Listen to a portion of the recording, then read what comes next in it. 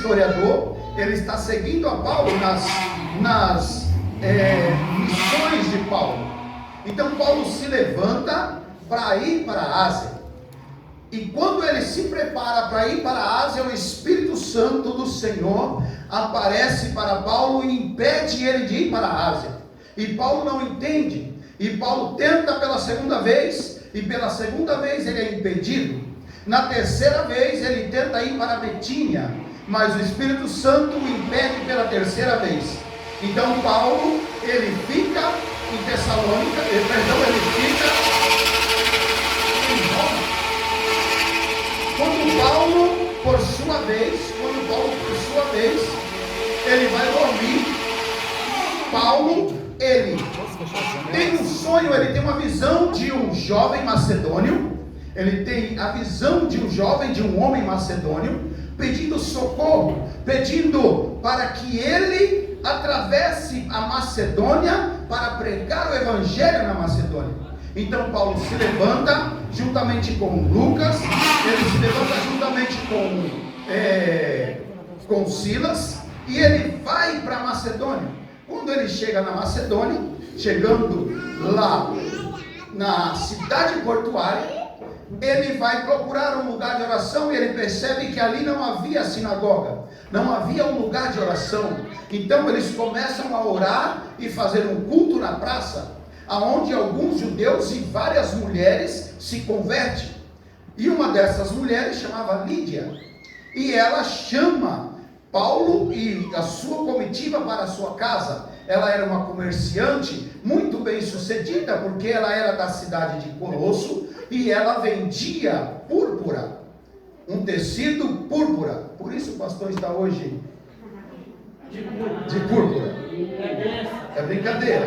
Mas ela era bem sucedida, e por ela entender o Evangelho, ela aceitar a Cristo, ela leva eles para casa, não a casa onde ela morava, mas a casa que era o comércio dela. E eles começam a fazer culto ali e começam a ganhar almas. E naquele mesmo momento se levanta alguns judeus, alguns daquela região, que eram idólatras, e prendem a Paulo e a Silas.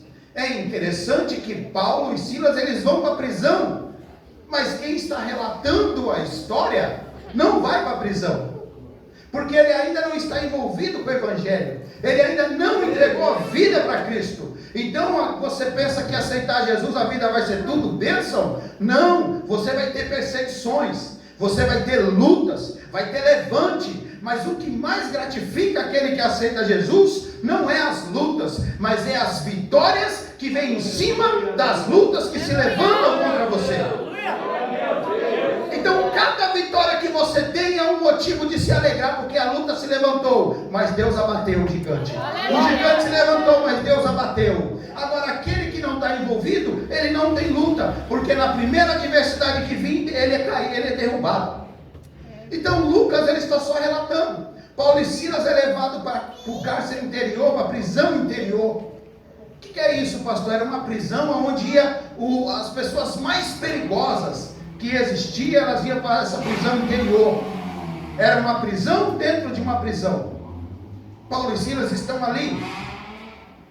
E aí vem na mente, e a visão do jovem macedônio pedindo socorro? Era esse o socorro que ele queria? Que ele estava pedindo? Será que era o Espírito de Deus mesmo que estava me revelando isso? Porque eu vim para fazer a obra, agora acabei dentro de um calabouço. Mas Paulo e Silas não desanimaram. Eles começaram a cantar. Você já conhece essa história? Eu vou pular ela. Eles começaram a cantar, as cadeias quebraram, eles ganharam a cadeia, ganharam o carcereiro e ganharam a família do carcereiro. Glória a Deus. Eles vão mais adiante, eles chegam à cidade de Tessalônica. Quando eles chegam na cidade de Tessalônica, eles começam a ganhar almas. E pelo fato deles ganharem almas, se levanta de novo um povo, os judeus e alguns romanos daquela cidade, porque a Tessalônica era uma província de uma das capitais de Roma, e se levanta ali contra Paulo e Silas, e eles têm que fugirem daquele lugar. E eles vão fugir. Eles tiveram apenas 3 sábados para pregar, 3 semanas para pregar, e levantaram uma igreja em Tessalônica onde não havia igreja. Então, quando Paulo ele tem que fugir, ele vai embora, ele deixa a igreja aberta. Porém, Paulo agora ele chega em Roma. Paulo está preso e está preocupado com a igreja em Tessalônica, porque ele saiu muito cedo, ele saiu sem estruturar aquela igreja. Mas era uma igreja fervorosa, era uma igreja que seguia à risca os ensinamentos que Paulo ensinou. E dentro desses ensinamentos, Paulo ensina a respeito do arrebatamento. Paulo vai ensinar a respeito do arrebatamento, mas eles ficam alegres. Então Jesus está vindo, Jesus está voltando. Paulo fugiu juntamente com Silas, com Lucas. E quando Paulo ele sente a preocupação daquela igreja, ele não tem notícia, não sabe como a igreja está, então ele se levanta e manda um jovem chamado Timóteo. Timóteo vai até Tessalônica, procura saber como é que está a obra, como que está a igreja, se ainda está com as portas abertas, se fecharam, se os irmãos estão firmes, se os irmãos desviaram. Então Timóteo vai a Tessalônica. Quando ele chega a Tessalônica, ele começa a escrever e relatar todas as coisas e as dúvidas dos irmãos daquela igreja. E entre as dúvidas daqueles irmãos, a dúvida maior era: nós aceitamos a Jesus, estamos seguindo a palavra. Paulo nos ensinou que o Senhor voltaria, mas até agora ele não voltou. E muitos de nós foram perseguidos e perderam a sua vida, e nós estamos abatidos, estamos tristes, porque o Senhor não voltou, e muitos de nós estão dormindo, morrendo. Então Timóteo vai fazer a viagem de volta, e ele vai trazer todo esse relatório para Paulo. Então Paulo vai escrever a primeira carta. Tessalônica é a segunda carta mais antiga de Paulo. A primeira é a carta aos Gálatas. A segunda carta mais antiga é essa carta de Tessalônica. A igreja de Coríntios, Paulo mandou uma carta também falando a respeito do arrebatamento. Porém, Paulo enfatizou mais a segunda vinda de Cristo, porque a segunda vinda de Cristo, ela é conhecida por alguns como sendo a volta de Cristo, o arrebatamento do Cordeiro. Mas Cristo, ele não virá no arrebatamento. No arrebatamento, nós nos encontraremos com ele. Ele não virá à terra, ele virá na sua segunda vinda. Mas o arrebatamento não é a segunda vinda. O arrebatamento é um evento a qual a igreja espera, a qual a noiva espera. Toda noiva espera o momento do seu casamento. Toda noiva espera o momento de entrar pela igreja, a qual toda a igreja sentada se levanta quando começa a tocar a marcha nupcial. A marcha começa a ser tocada, a igreja se levanta para ver a noiva entrando. Então toda noiva espera este momento, e este momento é um momento sem igual para qualquer mulher. Antes do nascimento de um filho, porque as coisas se inverteram, né? Hoje o filho nasce primeiro, o casamento vem depois.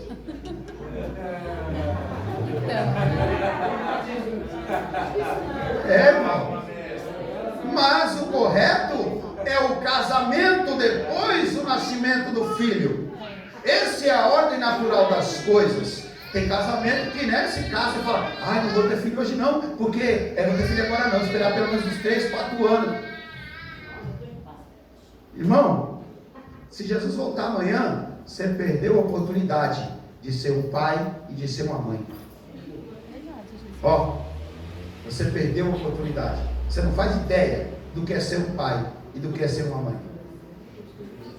E aí você se casa e está segurando. Não vamos agora não, mas ainda é jovem, vamos curtir.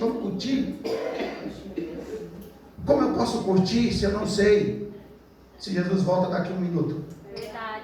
Se ele volta daqui 10 minutos, se ele volta daqui a 20 anos. Jesus disse assim: eu vos enviarei um outro Consolador, e ele vos ensinará todas as coisas. O texto diz: todas as coisas. Se é todas as coisas, são todas as coisas. Ele nos ensinará todas, não é algumas.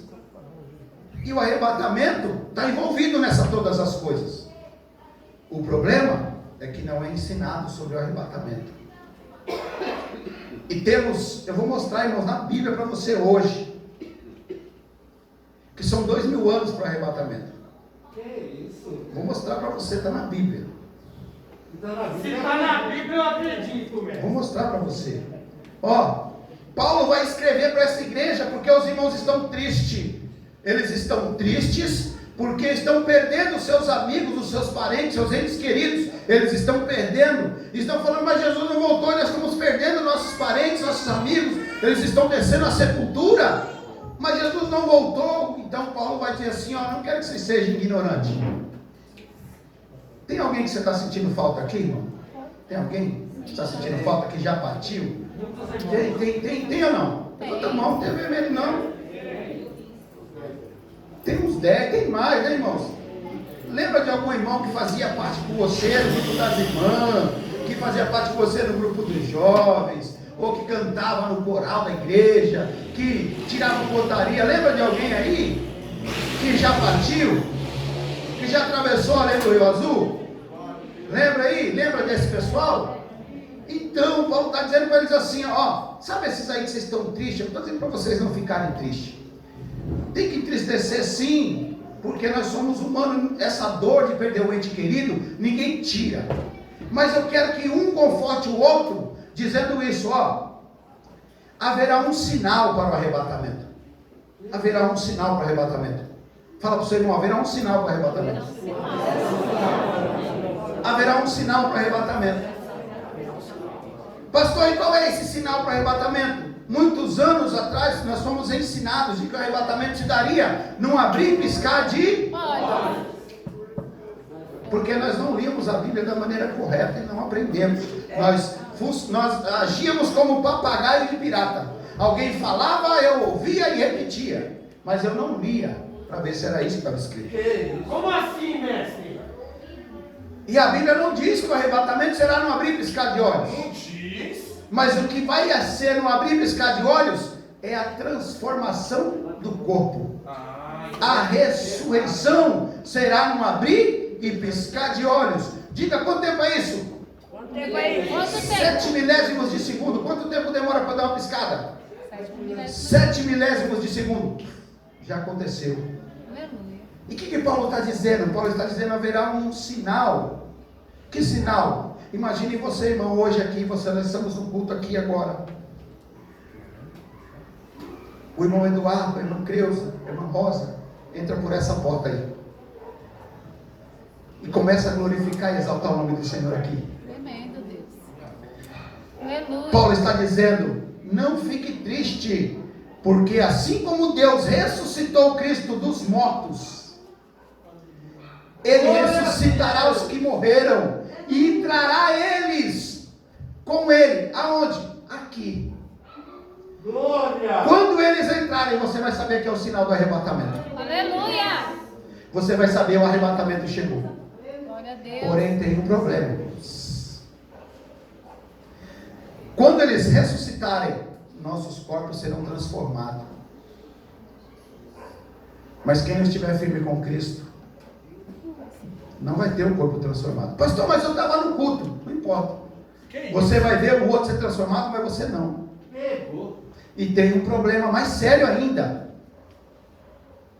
Porque não terá mais volta. Não terá mais volta. Ah, mas o irmão da frente foi transformado e eu não. Tribulação, irmão. Só sobrou para você a grande tribulação. Pastor, mas não vai ter gente salva? Sim, vai ter gente salva. Que nós iremos pregar para aqueles que não ouviram a palavra. Mas quem ouviu e não deu crédito, grande tribulação. Você está preparado? Eu sabia que ia ter silêncio. Eu sabia que ia ter silêncio. Você está preparado? Se um irmão entrar hoje aqui dentro da igreja, ressuscitou, entrou aqui, será que você será transformado? Como é que está a sua vida diante do Cordeiro? Você vai ser transformado? Eu tenho dado estudo estudo aqui na quinta-feira e eu tenho dito, irmãos, eu estou terminando a coletânea, uma coletânea de estudos para quem quer sobreviver na grande tribulação. Quem quiser, irmão, pode encomendar, já vou deixar reservado. Mas pode ter certeza que eu não estarei aqui, eu estarei do outro lado, eu estarei do lado de lá. Porque nós estamos brincando de ser crente. Que isso? A igreja, a casa do Senhor não é o clube da Luluzinha. A casa do Senhor não é um lugar onde eu me sinto bem. A casa do Senhor não é um lugar para passar tempo. A casa do Senhor é um lugar de adoração, aonde nós aguardamos a volta do Cordeiro. Se você está vindo com esse pensamento, você está perdendo o seu tempo e vai perder a tua vida também. Vai perder a tua salvação também. Deus, ele deixou dois caminhos, ele deu ao homem o livre-arbítrio. No livre-arbítrio do homem, Adão escolheu em pegar do fruto do conhecimento do bem e do mal, onde Deus disse, você tem todas as árvores, só uma você não pode pegar. Mas no livre-arbítrio de Adão, ele escolheu a que não podia pegar. No céu, os anjos também tiveram livre-arbítrio. E Deus permitiu que eles tivessem. E Satanás encheu o seu coração, que antes de ser Satanás, ele era o portador da luz, ele era o luzeiro, ele era o portador da luz. E ele encheu o coração, e na sua decisão, no livre-arbítrio, ele decidiu pelo mal.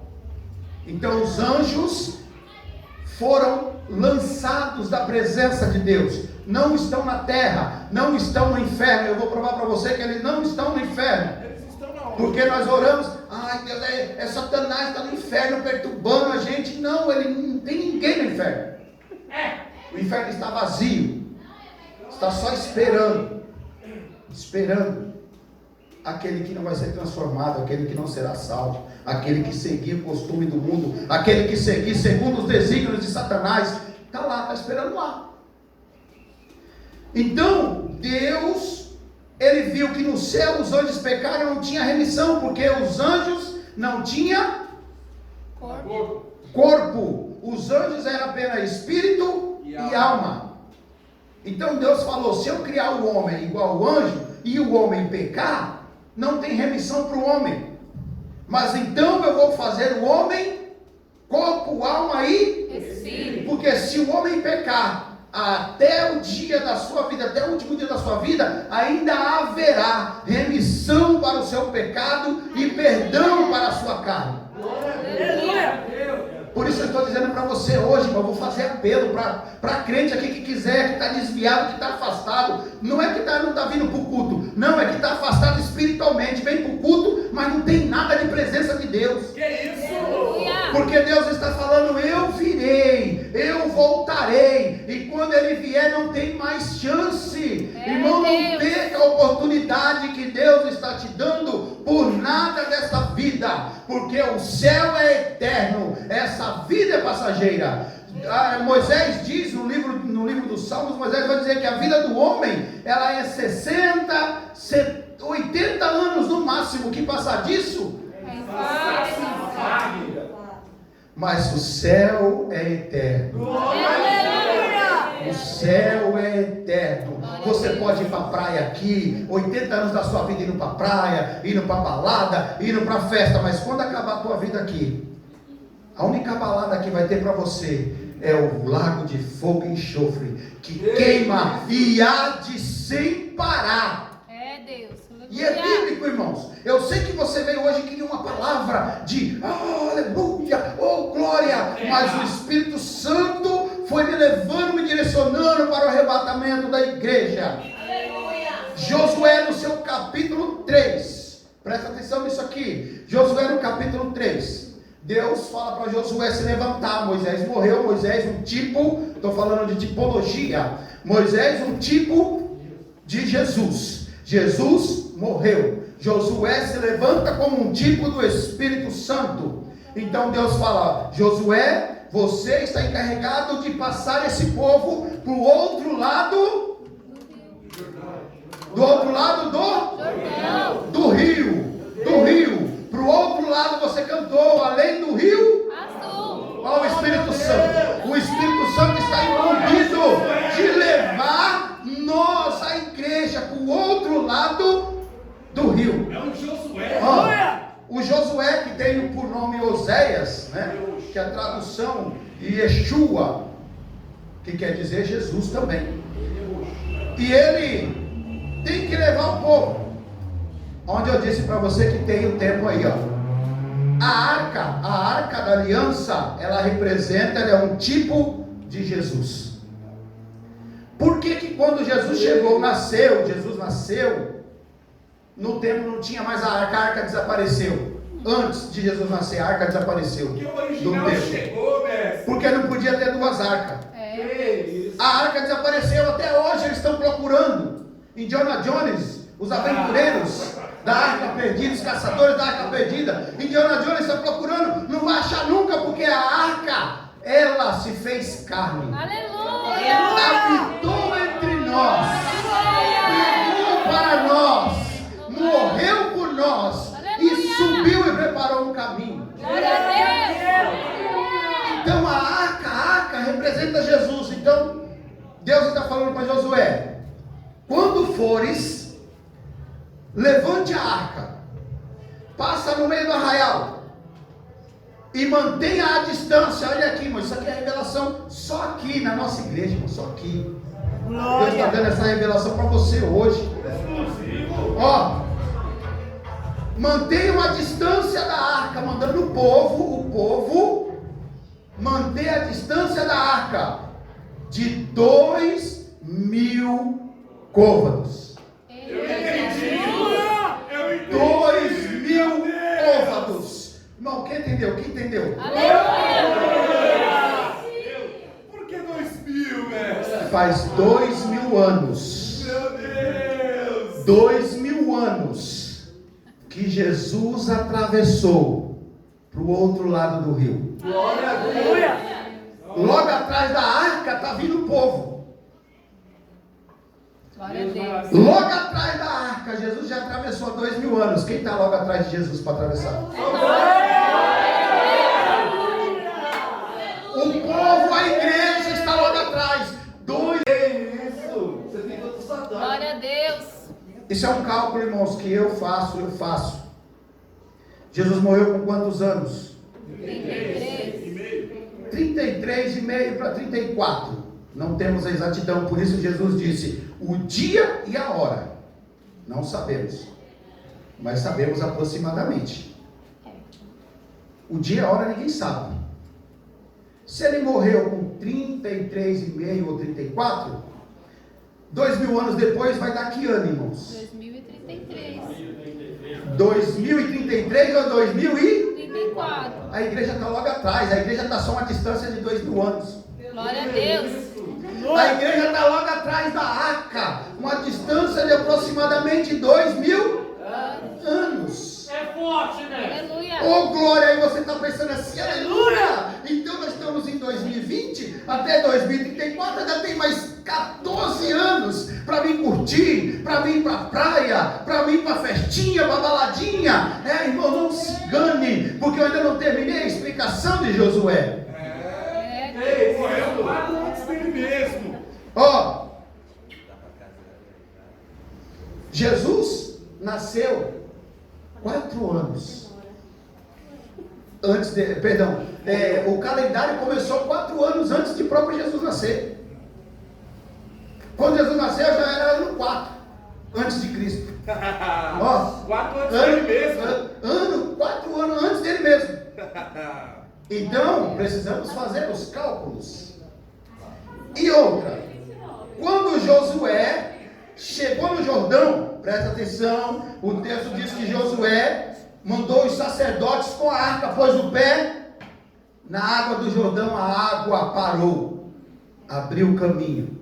Hebreus capítulo 10, versículo 19 diz que Meu Deus! ele abriu. Agora você vai entender. João 14, ele diz: eu vou preparar lugar. Ele não disse que ia preparar morada.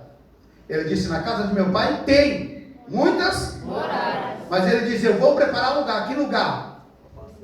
A passagem. O caminho. Eu vou preparar o caminho. Porque tem a morada. Como é que você vai chegar do lado de lá?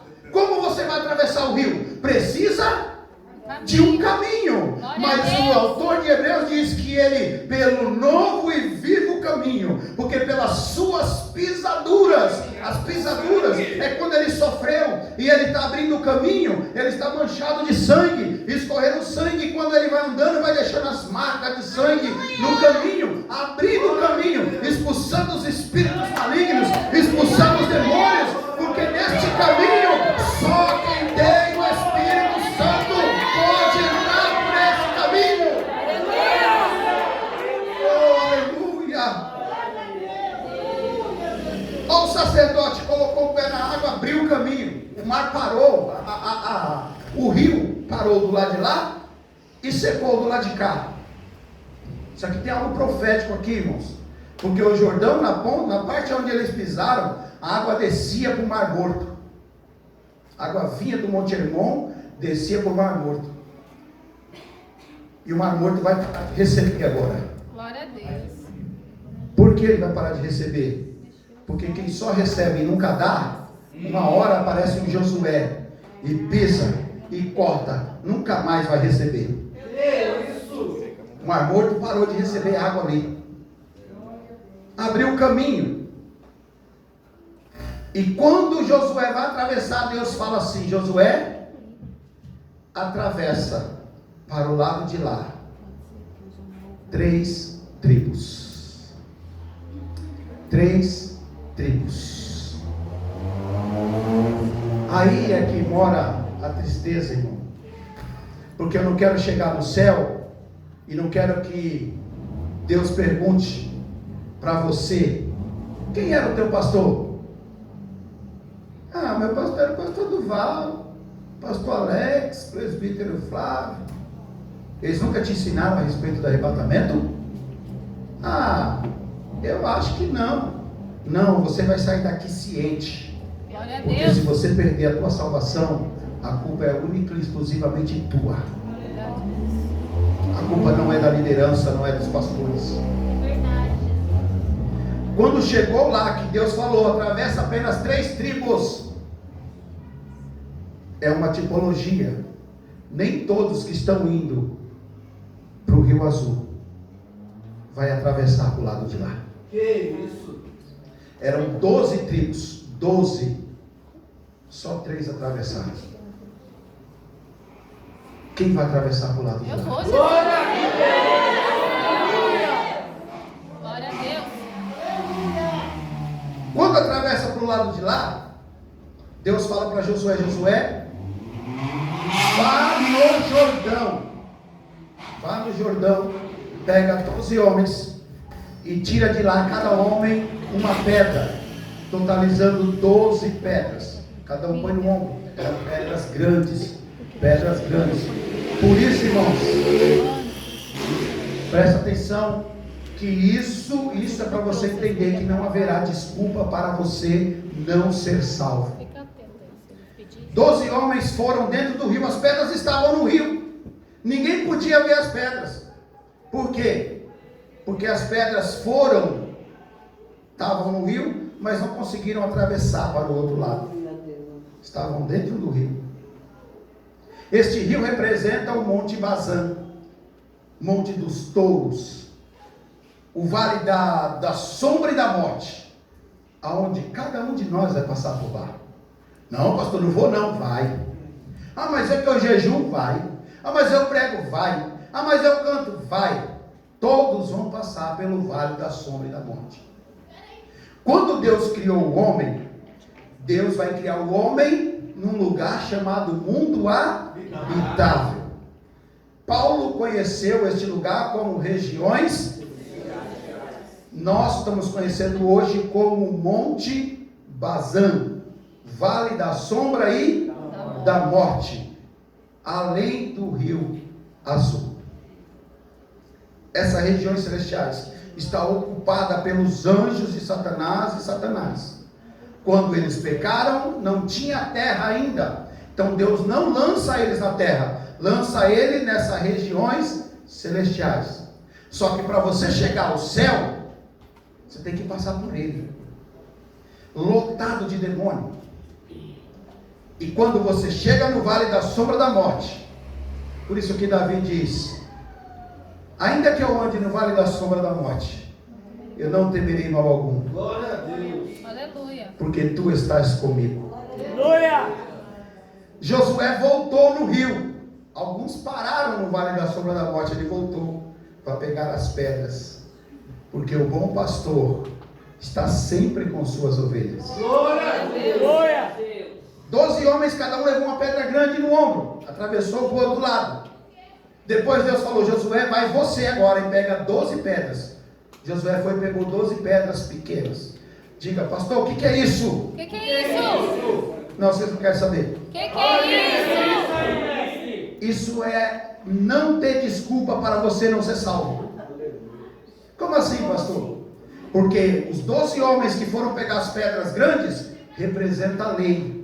E carregar a lei, ser salvo pela lei, era pesado, era difícil. Então imagine 12 homens, cada um carregando uma pedra grande. Mas aí veio a graça. E a graça estava ali tipificando a graça, que o que 12 homens tinham que fazer na lei, na graça um só podia fazer sozinho. Aleluia. Os 12 homens, cada um pegou uma pedra grande para atravessar para o outro lado. Mas Josué sozinho, representando a graça, pegou 12 pedras em uma mão só e atravessou para o outro lado, falando: hoje você pode ser salvo simplesmente pela graça, pela fé. Você é salvo, não precisa cumprir um estatuto, uma lei com 603 preceitos. Você não precisa, você simplesmente precisa amar a Deus sobre todas as coisas e ao teu próximo como a ti mesmo. Então, Paulo, voltando a Tessalônicas, Paulo, falei que ia dar tempo, irmãos, estou tentando correr. Paulo vai escrever essa carta e ele diz: não fique triste. Então se prepare, irmãos. O arrebatamento da igreja haverá o sinal. Como haverá o sinal? Lembra do Jó? O Jó disse que ele estava no ferrolho do Hades. O Hades, para quem não sabe, não tem um desenho para me mostrar, mas o Hades era o núcleo espiritual da terra.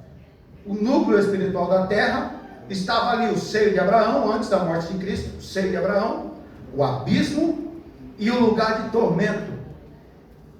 No abismo estavam os anjos, que está escrito lá na segunda carta de Pedro, na segunda carta de Pedro, no capítulo 3, se não me falha a memória, capítulo 2, versículo 3, que os anjos estão nesse abismo aguardando o dia do juízo. Então esse abismo separava o seio de Abraão e o lugar de tormento. No seio de Abraão estavam todos que morreram antes da morte de Cristo. Porém, de Adão até Moisés, teve um cordeiro que morreu desde a fundação do mundo, que está lá em Apocalipse no capítulo 13. O cordeiro que morreu desde a fundação do mundo. Que cordeiro é esse? Quando o homem pegou, ele se vestiu com folhas de figueira, e Deus veio ao encontro. Me lembro agora, hein, Bia? Ó, lembra da figueira? Deus foi ao encontro. Estou falando porque ela é um mistério, né? É um mistério. Lembra que Jesus foi procurar algo na figueira e não encontrou, só encontrou folhas. Então o nome daquela figueira era Adão. Adão. Eu peguei, hein? Porque ele foi procurar, só tinha folhas. Deus, quando entrou no jardim: Adão, onde estás? Adão estava onde? Atrás das folhas. Atrás das folhas. E coberto com folha de figueira. Aleluia. Então Deus olhou e falou: não posso colocar o homem para fora do jardim, o homem no campo, desprovido. Então Deus vai providenciar referência a vestimentas a Adão. Quais são essas vestimentas? Deus teve que imolar um cordeiro.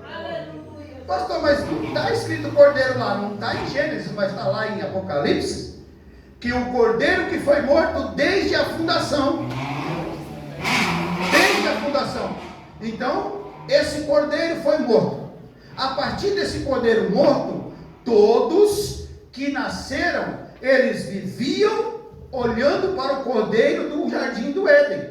O cordeiro que foi morto. Eles andavam para frente, olhando para trás para o cordeiro do Éden. Quando chegou na lei, outro cordeiro morreu. Se outro cordeiro morreu, agora na lei, eles matam um cordeiro, mas olhando para um cordeiro que virá. Então todos que morreram de Adão até Moisés, eles estão olhando para o primeiro cordeiro do Gênesis. Quando Jesus chegou e Jesus morreu, então agora é o segundo cordeiro, sim ou não? Sim. Morreu no Éden, morreu o segundo. Se morreu o segundo, então é o arrebatamento. Como o arrebatamento? Por isso que lá no seio de Abraão estão todos sentados no culto. E aí Daniel fala: e aí, vê se Jó está lá na porta. Aí eles olham: Jó está lá. Ele está lá. Mas no livro de Mateus, no seu capítulo 27, é isso? 27, 50, 51 ali, quando Jesus morreu, o texto diz que a terra tremeu. O sol escureceu e os sepulcros abriram. Aí imagina o culto lá no seio de Abraão, o culto rolando. Ei, ó, Daniel falando para Ezequiel: vê se Jó está na porta. Não está não, sumiu. Sumiu. Eita, então ele está vindo. Ele está vindo. O meu Salvador está chegando. Ele está voltando. Os sepulcros se abriram. Jesus na cruz. Está consumado. Os sepulcros se abriram. Aí o Jó que estava na porta foi ressuscitado. Todos que morreram de Adão até Moisés ressuscitaram no dia que Jesus morreu. Aí Jesus vai descer no seio de Abraão. Ele vai no lugar de tormento. Ele vai pregar a vitória. Depois ele passa e pega aqueles que estão em alma. Quem? Daniel, Isaías, Ezequiel, Amós, Jeremias, Zacarias. Todos esses estão em alma. Então ele vai pegar eles para levar para o... Assim será a igreja. Glória! Os mortos vão ressuscitar primeiro. E depois nós seremos transformados. Ó, os que ressuscitaram já ressuscitou em corpo. O texto diz que eles apareceram a muitos, mas muitos não apareceram, porque nós teremos o corpo igual de Cristo. Jesus, ele atravessava a parede. Jesus comeu um peixe, atravessou a parede e o peixe não ficou na parede. Como assim, meu? Aí, por quê? Porque o nosso organismo vai ser transformado de digestão para combustão. Hoje você come, tem que esperar fazer digestão, tomar um eno, um sal de fruta, tomar um antiácido. Mas quando você tiver o corpo transformado, você vai comer, já vai digerir na hora. Porque o seu interior será como chama de fogo. O seu interior será como chama de fogo. Ai, pastor, mas eu ando tanta dor, eu ando com tanta dor de cabeça, uma enxaqueca, dor nos ossos. Fica tranquilo, porque quando você for transformado, não haverá mais dor, não haverá mais morte ali, não haverá mais choro, nem ranger de dente, não haverá nada dessas coisas. Não haverá nada disso. Eles ressuscitaram. Pastor, você tem prova? Tenho. Quando Jesus está no caminho de Emaús com os 2 discípulos, tem uma nuvem de almas e dos ressuscitados em cima. de Jesus, e Jesus pregando o Velho Testamento inteiro para os 2 discípulos. E Jesus falando, ó, Daniel quando foi na cova dos leões, Daniel aqui em cima, e falando para Isaías, ó, está falando de mim agora, ó, falando de mim. E ele aqui em cima, eles estão com o corpo, só aparece para quem eles querem. Que isso? Quando nós estivermos com o corpo transformado, irmão, você tem algum parente que mora longe? Você gostaria de salvar a vida dele, de pregar o evangelho para ele, mas não tem condições? Quando você for transformado, você vai se querer transportar daqui para lá, para vir piscar de olhos. Vai pregar o evangelho para eles. Pastor, mas não vai ser arrebatamento, não vem piscar de olhos, não. Porque a transformação do corpo é o tempo do embalsamento.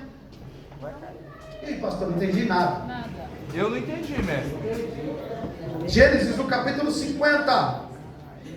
Gênesis no capítulo 50. Jacó morreu. José chorou muito pelo seu pai. E José vai dizer para os médicos do Egito, para embalsamar o corpo de Jacó, que Jacó morre, mas Israel é embalsamado. O que é embalsamar? Embalsamar é guardar. Guardar. Conter. Né? Conter. E o que isso quer dizer, pastor? Quer dizer que antes de Jacó morrer, ele disse, ele estava no Egito, porque ele desceu ao Egito, onde José estava com seus filhos. Mas quando ele morreu lá, ele disse, meu lugar não é aqui, a minha terra não é essa. Pega a referência, a minha terra não é esta, aqui não é o meu lugar, eu morri. Me prometa de que você vai me levar de volta para a minha terra, que é a terra chamada Canaã.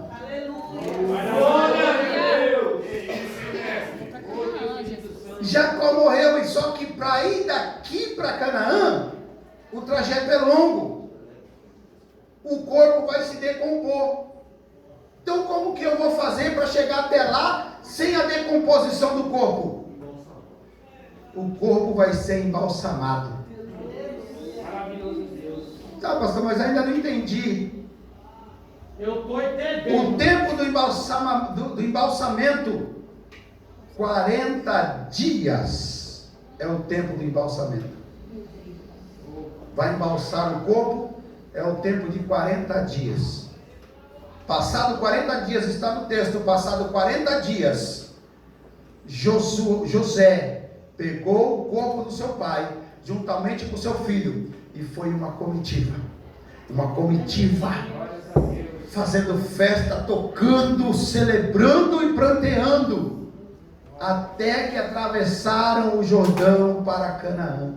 Que isso? Atravessaram o Jordão para Canaã, saíram do Egito com o corpo embalsamado e foi para Canaã. O que isso quer dizer, pastor? Isso quer dizer que quando você tiver o corpo transformado, você ainda terá 40 dias do tempo do embalsamento aqui na terra, para você fazer a obra, para você pregar o evangelho, para você não ter desculpa de dor de cabeça, de enxaqueca, estou indisposto, eu estou com um problema. Você não terá mais isso. Você terá 40 dias para pregar o evangelho e levar a salvação àqueles que ainda não chegaram. Glória a Deus.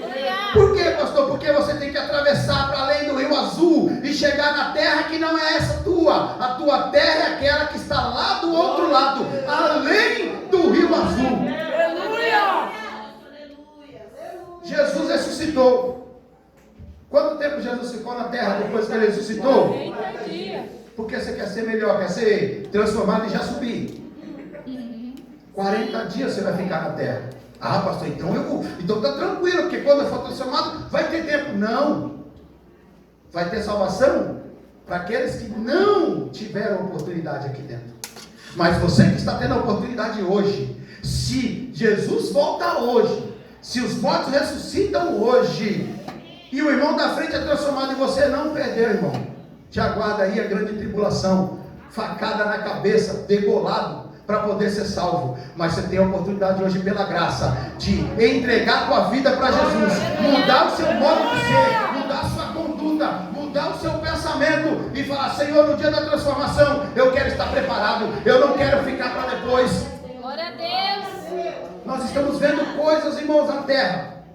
Eu não estou pregando, irmão, para você, a partir de hoje eu não vou mais trabalhar, eu vou pensar só em Deus, eu não vou mais estudar, não vou comer, não vou... Não estou falando isso. Eu estou dizendo para você ter uma conduta de vida, de santificação com Deus. Aleluia.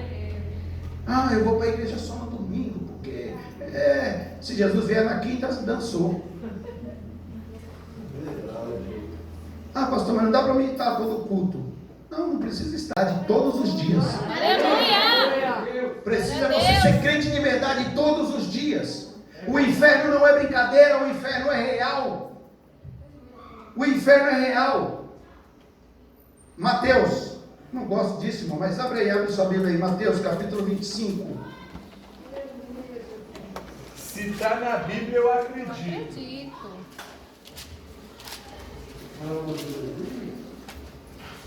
Não. Glória a Deus. Aleluia, Jesus. Louvado é o teu santo nome.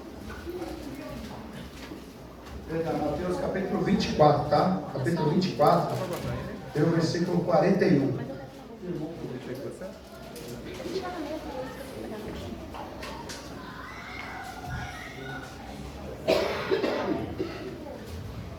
Aleluia. Perdão de novo. O 25 mesmo. 25, 41. 25, 41. Glória a Deus. Olha aí. Mateus 25, 41. Então dirá também aos que estiverem à sua Esquerda. Por que esquerda, irmão? Por que esquerda? É do PT. Presta atenção. Presta atenção. O rio, aqui está o rio. O rio, o trono. Salmo 46. Existe um rio cujas correntes alegram a cidade de Deus. Esse rio sai do trono. Aqui está o trono, o rio azul. Você vai atravessar. Você está vindo da esquerda para a direita. Glória Glória a a Deus. Deus. Maravilhoso. Você está vindo da esquerda. Pra direita. Quando você atravessar, você está saindo da esquerda para a direita. Mas e quem não atravessar, pastor? E quem não atravessar esse rio? Quem não passar esse rio para o outro lado? É o que Jesus está dizendo. Palavras de Jesus, não é palavras do Alex, não é palavras de homem, palavras de Jesus. Então dirá também aos que estiverem à sua Esquerda. Por que esquerda? Porque ainda não Passou. atravessou. Dirá que estiver à sua esquerda: apartai-vos de mim, malditos, para dentro do fogo eterno, preparado exclusivamente para o diabo e os seus anjos. Não foi preparado para o homem. Sabe o que Deus preparou para o homem? Um jardim. Sabe o que Deus preparou para o homem? O céu. Sabe o que Deus preparou para o homem? Uma cidade santa celestial. Sabe o que Deus preparou para o homem? Alegria, paz, gozo, longanimidade. Ele não preparou o inferno. Aleluia. Mas infelizmente a igreja está escolhendo o inferno. Olha aí, ó. Irmãos, hoje, não sou contra, irmão, não sou contra. Eu faço em casa também. E quando eu tiver tempo, eu vou também para academia. Eu vou. Vou, irmão. Vou. Você vai, mestre. Mas preste atenção. O que se vê hoje, o espírito grego invadiu o ser humano. Porque quem cultuava o corpo eram os gregos. Adoravam o corpo, as curvas do corpo, os músculos. Hoje as pessoas, elas estão dando a sua vida para ter um corpo belo, escultural. Eu tenho que ficar bonito, mas fica bonito por fora e um sepulcro caiado por dentro. Pessoas estão se dedicando mais para o corpo e esquecendo da alma. O seu espírito já tem um destino. O seu espírito volta para Deus, que foi Deus quem deu. O teu corpo também já tem um destino. Por mais que você malhe o corpo bonito, os bíceps, os tríceps, panturrilha, tudo isso bonito, quando descer a cova, na sua virilha, irmãos, tem uma glândulazinha. Faz isso agora não, faz na tua casa. Quando chegar na tua casa, passa a mão assim na sua virilha, você vai sentir uma glândula. Dentro dessa glândula habita alguns vermezinhos chamados de corrupção. Corrupção. Que quando você descer a sepultura, essa glândula, ela eclode. Esses vermezinhos começam a te comer de dentro para fora. Mas Jesus, o dia que ele morreu na cruz, e ele foi sepultado, Pedro, pregando em Atos 2, ele diz assim, ó, mas aquele Cristo ao qual vocês crucificaram, que morreu, a corrupção não pôde.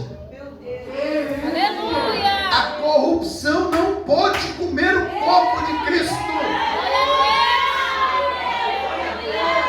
E quando ele sai, a morte está no sepulcro, fazendo autópsia.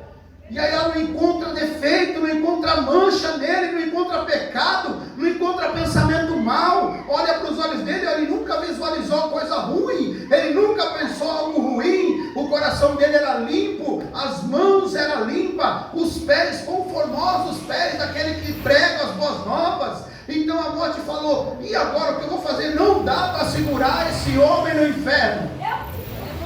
Satanás fala, morte, e aí? Está dando 2:55, e agora, morte, como é que é? Vem aí. E a morte deu ruim, Satanás. Como deu ruim? O homem não tem pecado nenhum. Não dá para segurar ele. Jesus vai ressuscitar a morte dentro do sepulcro com Jesus, ó.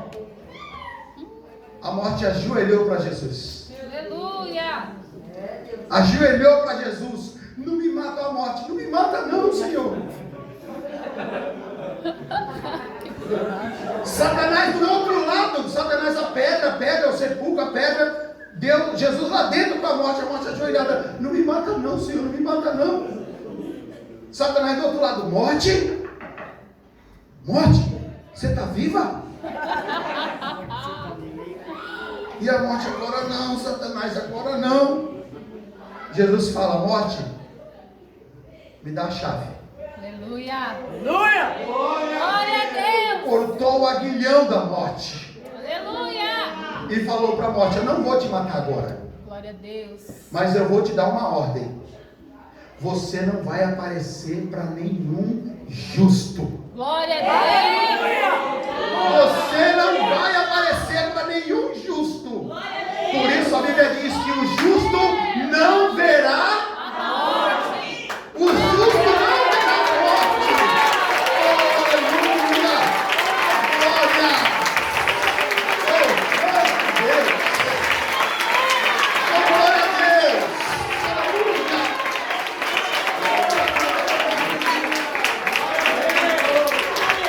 Oh, aleluia!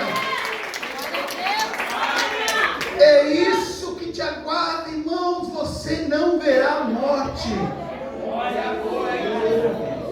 Jesus já garantiu isso. Você quer que eu prove isso para você? Eu vou ler o último texto aqui, irmãos. O relógio está errado. Glória a Deus! A eternidade não desceu hoje aqui. Aleluia, Jesus! Vou parar ele aqui, minha filha. Apocalipse, capítulo 22. Glória a Deus! Último livro, né? E o último capítulo da Bíblia. Aleluia, Jesus querido! Eu vou às 8 passinhos. Aleluia! Glórias. Capítulo 22 de Apocalipse. Presta atenção, irmão. Jesus vai voltar. Ah, pastor, mas eu não acredito. Ele vai voltar mesmo assim. Vai voltar. Sua opinião vale nada. Ele vai voltar mesmo assim. Aleluia. Ah, pastor, mas eu ainda tenho tanta coisa para fazer nessa terra. Fique fazendo. Eu prefiro fazer as minhas lá no céu. Glória a Deus. Ah, pastor, mas você está sendo muito radical. Porque a gente tem que viver. Não. Paulo disse que o morrer É Cristo. é Cristo, né? Não, viver é Cristo. E o morrer é ganho, lucro. Quem quer ter lucro aqui? Ter lucro é bom, hein? Ninguém trabalha para ter prejuízo, nós trabalhamos para ter lucro. E eu só vou ter lucro quando eu chegar lá. Se eu ficar aqui, eu não tenho. Se eu ficar aqui, eu não tenho. Ó, Jesus é tremendo. Ele promete, E cumpre. ele garante e ele assina embaixo confirmando. Ó, versículo 7. Quero que vocês leiam, irmão. Leiam. Em voz alta, não importa a versão que você está. Eis que vem em breve. Feliz é aquele que guarda as palavras da profecia deste livro. Olha aí. O Glória que, a que Deus. Jesus falou no começo aí? Eis que. Vem em breve. Quem está Aleluia. falando é ele, não sou eu. É ele. Agora, vamos ler o versículo de número 12. Lê só o comecinho. Eis que breve vem. Olha aí. Olha aí, irmão. Agora leia. Vamos ler agora. Ó, o penúltimo versículo da Bíblia. O penúltimo versículo. Principalmente a parte B. Leia aí. Não, vamos ler o versículo todo aí. Ó. Aquele que testifica destas coisas diz: certamente venho. Aleluia. Venho sem demora, eu venho rápido. Ele prometeu, ele confirmou e ele assinou embaixo. Então, se você acredita ou não acredita, ele vai vir. Se você acredita ou não acredita, ele virá. Se você quer ir no céu ou não, ele vai vir. Se você escolher